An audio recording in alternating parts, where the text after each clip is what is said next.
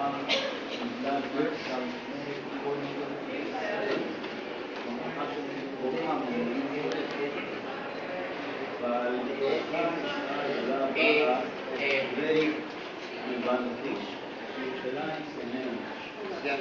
זה לפחות רואים כאן לא משהו דורות אחרים גם שובבים אחרים על מרדכי שבשעת בקרס ואשור שמקורה כמו הספר של יוסי דברים שקשור בפיצי ומחיות ובזה מסור בפס המחלי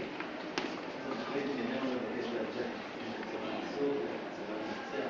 רואים כאן משהו שנמצא להתנגד מה בחירות וגם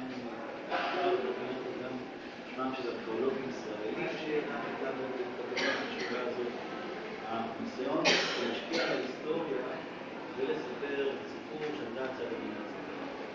שוב, תנ"ך מספר סיפור הפוך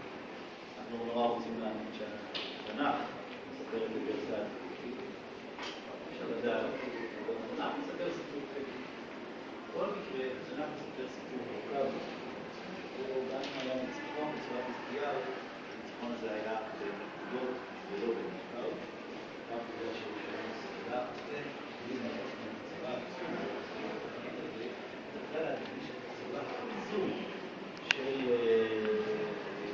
סנדרים הייתה מתמודד את החזים שם עם מה זה אומר הילדים האלה שם אז זה הדבר הזה אבל הכל כן, כמו תמיד והם מרגישים לקורבן זה שם טיפוס זה טיפוס שם סנדרים אבל קצת מסרצה לפני הסוף מי שרוצה לשמוע, כן, יהי 14 שנה למלך עזריה ועלה סנטורים, מלך שבויתו, יהודה בצורות, ויהודה בצורות, שלח מלך חשוב, טוב שני, שלח חשוב, מתבסס להפגיש, ושולח אותו לירושלים